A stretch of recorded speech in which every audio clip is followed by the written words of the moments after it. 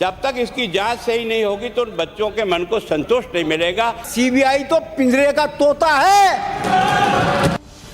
रीट धांधली पर विधानसभा में 2 घंटे की गर्मागर्म बहस। मैं तो मांग करूंगा प्रतिपक्ष के नेता आपसे भी ईडी को लिखवाओ। बहस में विपक्ष के तीखे हमले। पहले शिक्षा मंत्री जी ने कि मेरे घर के 13 आदमी बैठे थे परीक्षा में, 13 ही फेल हो गए। अरे नाम तो बता दे दादा, वो कौन कौन बैठे हैं? तेरे 3 बच्चे तो वैसे ही आरएस बन गए थे, अब और बचा क्या? बीजेपी के सवालों पर सत्ता पक्ष का करारा जवाब। बीजेपी के समय पेपर लीक के कुल 25 मुकदमे दर्ज हुए, वो जांचें आपने एसओजी को क्यों दी? सीबीआई जांच की मांग पर बीजेपी अड़ी। मांग करते हैं सीबीआई को दो, ये जांच अलग चलती रहेगी, परीक्षा अलग करते रहो। बीजेपी ने राजीव गांधी स्टडी सर्किल पर सवाल उठाए। परीक्षा के अंदर जो आयोजन की प्रमुख भूमिका के अंदर राजीव गांधी स्टडी सर्किल से जुड़े हुए लोग, उनके जिला के कोऑर्डिनेटर। सत्ता पक्ष ने सीबीआई जांच की मांग की खारिज। यही चाहते हैं, सुनना पड़ेगा। यही चाहते हैं कि ऐसी बात करें, विरोध करें, यही चाहते हैं। सत्ता पक्ष के मुताबिक एसओजी की जांच सही दिशा में। एसओजी जो है बिल्कुल निष्पक्षता से जांच कर रही है। निश्चित रूप से चाहे कोई कितना भी बड़ा व्यक्ति हो, जो उसके गिरफ्त में आएगा उसको सजा देगी। सीएम गहलोत मंगलवार को अभिभाषण पर बहस का जवाब देंगे।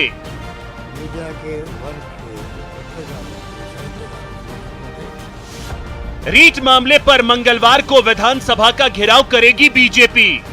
सीबीआई से जांच हो, पेपर चोरों से कौन लड़ेगा? हम लड़ेंगे।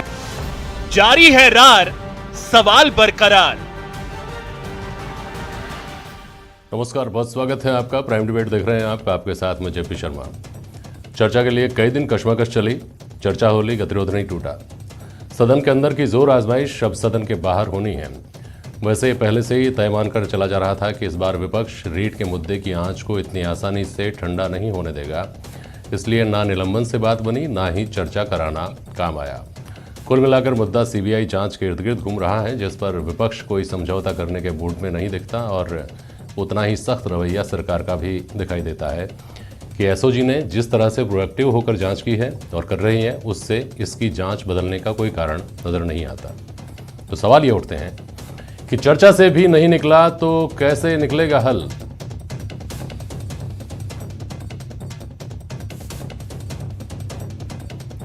विपक्ष पर हट के आरोप या सत्ता पक्ष पर हठ धर्मिता के आरोप सही हैं?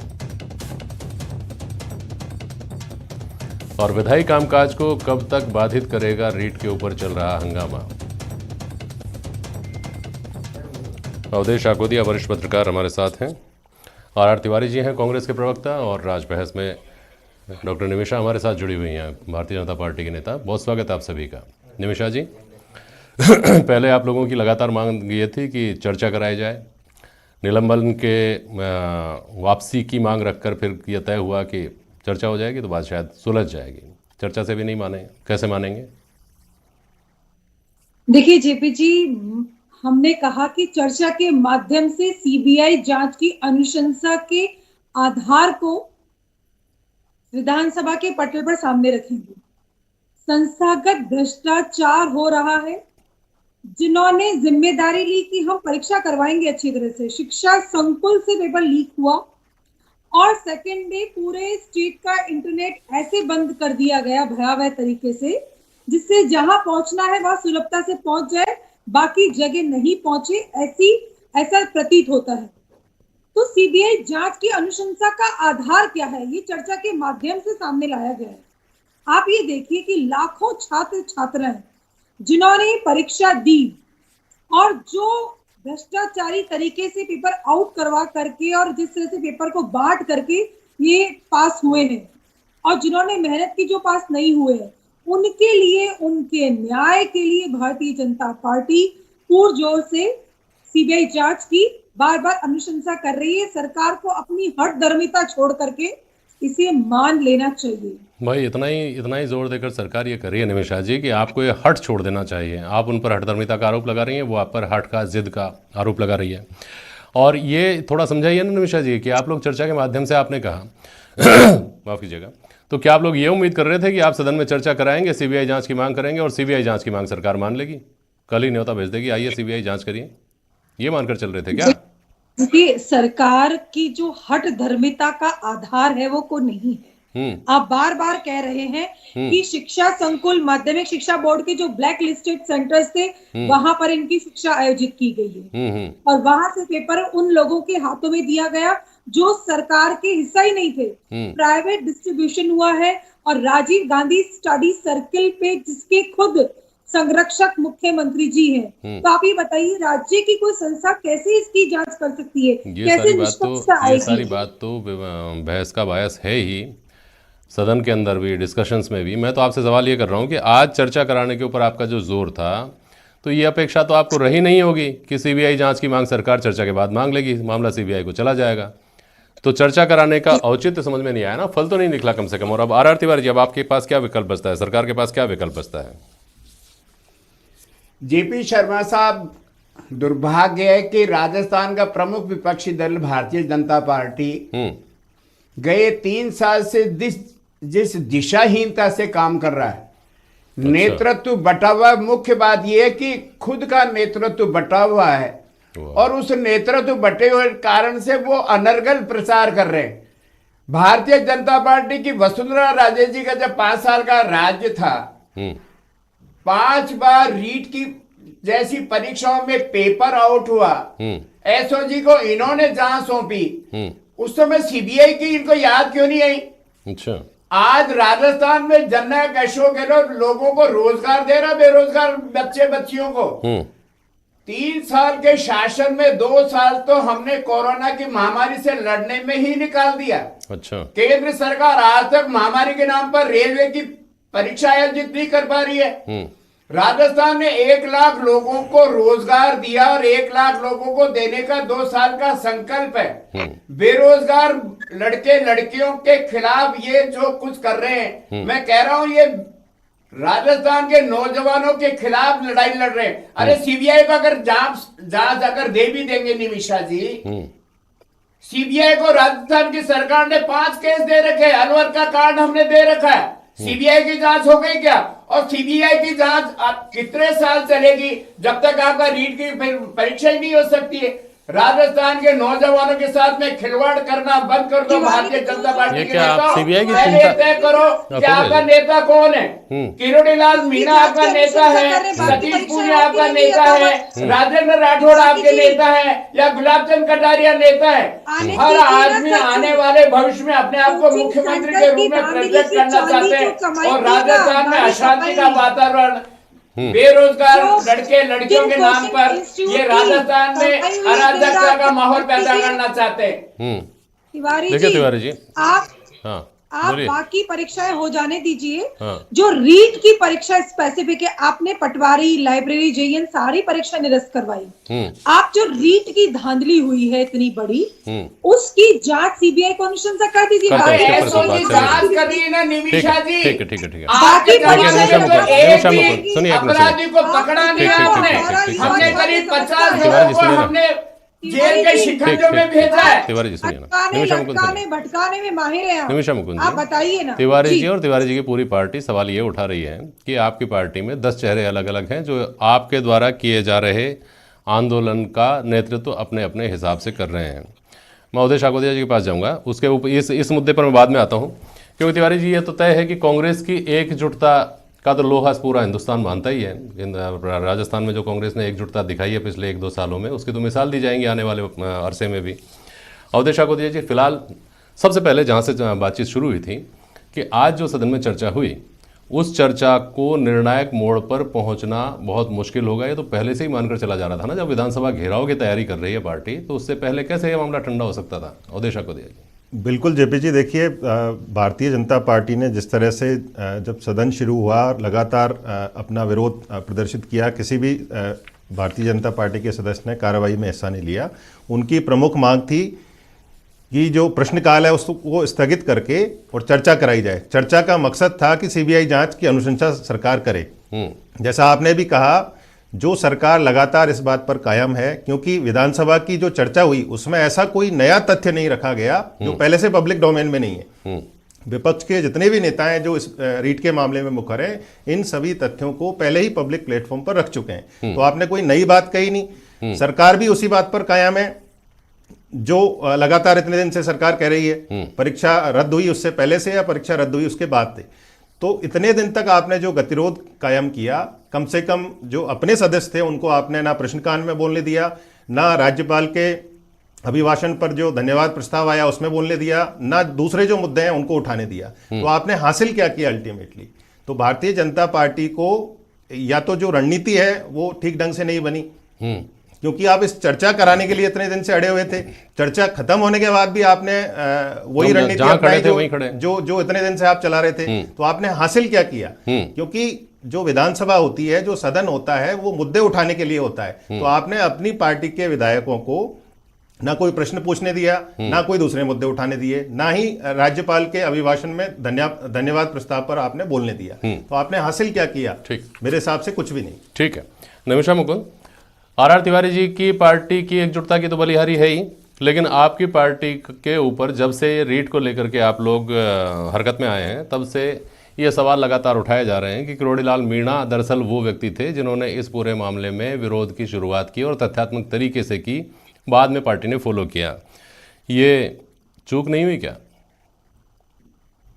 देखिए, हमारी पार्टी के वरिष्ठ पदाधिकारी हैं, वो हमारे राज्यसभा के सांसद हैं, उन्होंने फैक्ट्स के साथ में अपना प्रस्तुतिकरण किया। पूरी पार्टी एकजुटता के साथ में कल विधानसभा का घेराव करेगी और भाजपा के युवा मोर्चा, जेल भरो आंदोलन, आज ऐसा प्रतीत होता है राजस्थान के अंदर, जो बार बार दुहाई दे रहे हैं ना आप कांग्रेस की, होटल से चलने वाली कांग्रेस पार्टी में यदि हम कहें कि हर स्तर पर लॉ एंड ऑर्डर की बात की जाए या शैक्षणिक स्तर की बात की जाए, तो राजस्थान की प्रतिष्ठा जितनी धूमिल आज हुई है ना, इससे पहले इतिहास में कभी नहीं हुई है।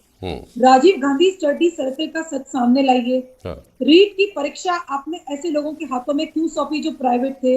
ये सारे ऐसे निरुत्तर करने वाले प्रश्न हैं जिनसे बचने के लिए निरुत्तर नहीं, तिवारी जी बोलना चाह रहे हैं, बोलिए तिवारी जी बोलिए। सीबीआई के निमिषा गौड़ तथ्यों के साथ में बोलना चाहिए। रीट की परीक्षा में अगर राजीव गांधी स्टडी सर्किल वाले अगर दे रहे थे, तो उससे पहले भी जारोली के नेतृत्व में यही अधिकारी काम कर रहे थे। उस समय आपने कभी राजीव गांधी स्टडी सर्किल पे आपने प्रश्न नहीं उठाया। गलती होती है, जननायक अशोक गहलोत कहते हैं गलती की सजा मिलेगी। जारोली को बर्खास्त किया, जारोली ने जिनके माध्यम से बेईमानी करवाई, उनके मकान को, अवैध स्कूल को हमने बुलडोजर चला करके तोड़ा। राजस्थान के इतिहास में पहली बार किसी को इतनी कड़ी सजा दी है जननायक अशोक गहलोत ने। आप लोग पहले एक होकर के बात करो कि किरोड़ीलाल मीणा आपके नेता हैं या आपके जो अध्यक्ष हैं वो नेता हैं, राजेंद्र राठौड़ नेता है, आपके नेता, उनके नेतृत्व में काम करो आप लोग। तिवारी जी, इसके ऊपर भी मैं आता हूँ, लेकिन उससे पहले ये बताइए, आपने कहा कि एक व्यक्ति की गलती से, आज सदन में भी इस बात को स्वीकार किया गया कि एक व्यक्ति का गलत चयन हो गया, और साथ ही इस आरोप के साथ आप ये स्वीकारोक्ति करते हैं कि भाजपा सरकार ने भी पर्यवेक्षक लगाए थे तो निजी लोगों को लगाया था। तो भाई, अगर निजी लोगों को भाजपा सरकार ने लगाया था और आपको आज इस बात की जानकारी हुई है, क्या उन गलतियों से आप नहीं सीख सकते थे? आप ये कहें कि एक व्यक्ति को लगा दिया साहब, तो जहाज को डुबोने के लिए तो एक सुराख ही काफी होता है ना तिवारी साहब। के सर पे बेईमानी का कोई लिखा हुआ नहीं होता। अपराधी भी हमारे समाज के, हमारे परिवार के होते हैं। जब अपराध होता है जेपी साहब, तभी तो अपराधी की गिनती होती है। ये बात जस्टिफाई होने वाली बात है क्या सिस्टम में? अवधेश को जी ये कहकर बचा जा सकता है कि किसी व्यक्ति के सर पे नहीं लिखा होता है कि वो आदमी चोर है, कि वो आदमी ईमानदार है? ये कहकर पुलिस बच सकती है, या न्यायालय बच सकता है, या सिस्टम बच सकता है, सरकार बच सकती है? बच सकती है क्या? अवधेश ये कहकर पल्ला झाड़ा जा सकता है क्या? और सरकार इस काम में आगे बढ़ करके काम कर रही है। नहीं, हमने कड़ी से कड़ी जोड़ी है। परीक्षा की अगर ये तर्क काम करने लग जाए तिवारी जी, अगर ये तर्क काम करने लग जाए तो दुनिया का सबसे महंगा और सबसे ज्यादा बिकने वाला तर्क होगा ये कदम कदम पर दे दिया जाएगा अलग अलग मुद्दों पे। देखिए साहब, हमको पता थोड़ी था ये आदमी ऐसा है, ये आदमी ऐसा निकलेगा। क्यों देशा को दिया जी? बिल्कुल जेपी जी, देखिए इस तरह से ये बहाना बना के या तर्क देके, ये कुतर्क देके अपनी जिम्मेदारी से नहीं बचा जा सकता, क्योंकि अल्टीमेटली पूरे सिस्टम की जिसको सरकार चलाती है उसकी जिम्मेदारी थी फ्री एंड फेयर एग्जाम कराना, जो नहीं हुआ। और ये माना खुद एसओजी ने कि पेपर लीक हुआ है। आप उसकी जांच को छोड़ दीजिए। जैसा आज विधानसभा अध्यक्ष ने कहा कि चर्चा का मकसद होना चाहिए कि जो हो गया वो तो हो गया, जिन्होंने किया है उनको पूरी सजा मिले, जो उन्होंने गलत काम किया है उसका, और एक कलेक्टिव मैसेज जाए कि आगे इस तरह से युवाओं के भविष्य के साथ खिलवाड़ नहीं होगा। क्योंकि एक तर्क और दिया गया आज की चर्चा में कि आपकी सरकार के समय भी ऐसे हुआ था, हमारी सरकार के समय हो गया, तो कौन सी नई बात हो गई इसमें? देखिए, जो प्रदेश का युवा है वो आपकी दोनों की बातों को सुन रहा है। सिर्फ एक की कमीज पर कालिक पोतने से, दूसरे की कमीज पर कालिक पोतने से ये समस्या सॉल्व नहीं होगी। क्या आप कोई ऐसा कानून बना सकते हैं, क्या सिस्टम को इतना दुरुस्त कर सकते हैं कि भविष्य में इस तरह की घटनाएं नहीं हो? क्योंकि दोनों सरकारों में पेपर लीक होते हैं, और इस तरह की प्रवृत्ति यदि चलती रही और युवाओं के मन में ये भाव बैठ गया कि नौकरी तैयारी करने से नहीं पेपर खरीदने से मिलती है, तो ये बहुत खतरनाक होगा। बिल्कुल। तिवारी जी, आपकी तरफ से, सत्ता पक्ष की तरफ से जो तर्क दिए जा रहे हैं, वो पहला तर्क ये दिया जा रहा है कि आपके समय में भी ऐसा हुआ था। दूसरा तर्क आप ये कह रहे हैं कि आप एकजुट नहीं हैं। तीसरी बात आप ये कह रहे हैं कि आप जो मांग कर रहे हैं सीबीआई जांच की, वो मांग तो पूरी नहीं होने वाली है। यानी तीनों तरह से भारतीय जनता पार्टी के स्टैंड को लेकर के आप जवाब दे रहे हैं। सरकार अपनी तरफ से जो करे कि एसओजी की जांच फेयर है और एसओजी की जांच पर्याप्त है, इसके पक्ष में उन चीज़ों को लाया जाना चाहिए ना कि देखिए, और या फिर ऐसे प्रेसिडेंट सेट करने चाहिए कि देखिए इतनी बड़ी कार्रवाई हुई है तो आगे क्यों नहीं होगी। जेपी साहब, आकोदिया साहब जो कुछ कह रहे हैं मैं उसके बारे में कहना चाहता हूं, आपके प्रश्न का उत्तर भी देना चाहता हूं। दीजिए ना। भारतीय जनता पार्टी के शासन में पेपर लीक हुए, उन्होंने कोई कड़ा कानून बनाने का वादा नहीं किया। भारतीय जनता पार्टी के शासन में सीबीआई जांच उन्होंने करवाई नहीं। अशोक गहलोत जो राजस्थान के जननायक, उन्होंने वादा किया है लाखों लाखों बच्चों से, वो जननायक है, उनको लगा कि वास्तव में नौजवानों का भविष्य ऐसे पेपर लीक होने से, खरीदने बेचने में, उन लोगों का भविष्य अंधकार में। उन्होंने वादा किया राजस्थान के नौजवानों से, राजस्थान के करोड़ों लोगों से। इसी विधानसभा के सत्र में ऐसा कड़ा कानून ला रहा है राजस्थान की सरकार कि आइंदा से कभी रीट जैसी या कोई भी एग्जाम हो सरकार के, उनमें जो टीपने वाले या पेपर लीक करने वालों को 7 बार सोचना पड़ेगा। ये कानून आने तो दो, इसी सत्र में आ रहा है। राजस्थान के जननायक ने वादा किया है, वो वादा निभाएंगे। ठीक है, वो अपने शासनकाल में कुछ नहीं करना चाहते और सारा ढोलना चाहते हैं। केवल और केवल अपने परिवार को वो एक नहीं रखना चाहते हैं। इनमें सबसे ज्यादा लीड लेकर के गए किरोड़ीलाल मीणा, उनको हताशा में कल प्रदर्शन करना पड़ रहा है। ठीक, निमिषा मुकुंद जी, जो बात सबसे ज्यादा जोर देकर कही जा रही है वो ये है कि जैसे कांग्रेस को सीबीआई जांच चाहिए ही थी तो व्यापम घोटाले को लेकर वो सुप्रीम कोर्ट पहुंच गए। अगर आपको सीबीआई जांच चाहिए ही तो वो दरवाजा तो खुला हुआ है ना। लेकिन आपको जो सीबीआई जांच या तो नहीं चाहिए, या जितनी चाहिए उससे ज्यादा आपको पॉलिटिकल माइलेज चाहिए, इसलिए आपको सदन के अंदर भी हंगामा करना है या बाहर भी हंगामा करना है। ये आरोप लगातार लगाए जा रहे हैं। निमिषा जी, देखिए जेपी जी, अभी आप रीट 2 परीक्षा रद्द इसलिए हुई कि भारतीय जनता पार्टी के नेतृत्व में बेरोजगारों को न्याय दिलाने के लिए हमने पुरजोर विरोध प्रारंभ किया, और आपने देखा कि मुख्यमंत्री जी ने आनंद फानंद में अपनी प्रेस बुलाई, उसकी रद्द की घोषणा की। हम इतनी मातृश्री से, क्योंकि रीट 1 जिन्होंने करवाए उन्होंने, आपकी पार्टी के प्रवक्ता तो बार बार ये जोर देकर कहते रहे निमिषा जी कि हमको तो परीक्षा रद्द तो हमारी मांग ही नहीं थी, हम तो सिर्फ सीबीआई जांच की मांग कर रहे थे, हम तो परीक्षा रद्द करवाने नहीं चाहते थे। आप कह रहे हैं कि आपके दबाव में सरकार ने रीट रद्द की। आप मेरी बात पूरी हो जाने दीजिए। हमारी ये मांग है कि हम ये कह रहे हैं कि आपने रीट परीक्षा की धांधली की, आपने रद्द मात्र कर दी, इसे त्रिश्री नहीं हो सकती। रद्द करके तो उन्होंने प्रूव किया है कि कुछ ना कुछ नहीं, बहुत बड़ी गड़बड़ी हुई है। ये प्रूव सरकार के स्तर पर हुआ है, तो उसको हम ये कहते हैं कि आपने कर दिया रद्द, मात्र से त्रिश्री नहीं होगी, सीबीआई की जांच करवाइए। और आप ये मानिए, देखिए जेपी जी, आज एक बहुत संवेदनशील मुद्दा है। आप हर क्षेत्र में सुसाइड की घटनाक्रम आ रहे हैं, सुसाइड कितने बढ़ गए हैं। ठीक अब है। लिख करके नोट जा रहे हैं वो लोग कि ठीक हमारे साथ धांधली हुई है, मुझे पैसा देना पड़ेगा। ठीक है निमिषा जी। मुकर नहीं सकते ये लोग। आप ये अवधेश देखिए ठाकुर पूरे जी, राजस्थान में एक कश्मीर सामान्य के बाद धारणा ये बनी हुई है, इंटरनेट बंद और हुआ है। खासतौर पे इस वक्त तो हम कहेंगे राजनीतिक धारणा ये बनी हुई है कि सीबीआई केंद्र सरकार के नियंत्रण में काम करती है। भले ही केंद्र सरकार लाख ये कह ले कि स्वायत्तशासी संस्थाएं हैं, इंडिपेंडेंट तरीके से काम करती हैं, और वही हाल यहाँ एसओजी को लेकर है, चाहे सरकार लाख कह ले। और ये दोनों संस्थाएं हो सकता है कि एकदम तटस्थ रहकर निष्पक्ष स्वतंत्र तरीके से अपना काम करती हों, लेकिन परसेप्शन ये बना हुआ है। और राजनीतिक हलकों में तो इस बात को लेकर के आप यूँ भी कह सकते हैं कि धारणा नहीं, वहाँ तो ये मान्यता है ही। वो लोग तो चूंकि जानते भी हैं ना, वो तो सिस्टम में है। तो इस धारणा का तो कोई तोड़ है नहीं, इसका कोई इलाज है नहीं। और इसलिए सीबीआई वर्सेज जो एसओजी चल रहा है, इसका कोई हल निकलता दिखता है क्या आपको बहुत जल्दी? जेपी जी देखिए, बिल्कुल नहीं दिखता है, क्योंकि जो एसओजी की जांच है उस पर भाजपा को भरोसा नहीं है, क्योंकि उनको लगता है कि ये स्टेट के नियंत्रण में। सीबीआई जांच की अनुशंसा राजस्थान सरकार नहीं करना चाहती है, क्योंकि उनको लगता है केंद्र सरकार के नियंत्रण में। जब तक ट्रांसफर पोस्टिंग का जो नियंत्रण है वो जिस सरकार के हाथ में रहता है, उसके दबाव में कोई भी एजेंसी काम कर सकती है, इसकी गुंजाइश हमेशा रहती है।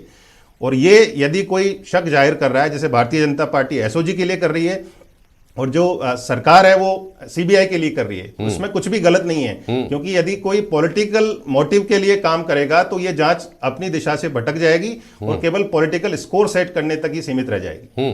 कुछ तिवारी जी कहना चाहते हैं, संक्षेप में बोलिएगा। मैं कहना चाहता हूं आकोदिया साहब, नेता प्रतिपक्ष गुलाब चंद कटारिया जी हैं भारतीय जनता पार्टी के, नेता प्रतिपक्ष उपनेता राजेंद्र राठौड़, इन्होंने एसओजी की जांच को पीठ थपथपाई थी कि नहीं थपाई थी? इन्होंने कहा अशोक राठौड़ बिल्कुल सही दिशा में काम कर रहे हैं। किरोड़ीलाल मीणा ने कहा अशोक राठौड़ सही दिशा में काम कर रहे हैं। अरे तो भाई जब सीबीआई को तोता बताया गया था तब आपकी सरकार थी और आपने कहा था कि ऐसा नहीं है। भले ही कहा जा रहा हो, लेकिन सीबीआई से बेहतर तो कोई काम कर ही नहीं सकता हिंदुस्तान में। उस वक्त आप लोगों ने नहीं कहा था क्या?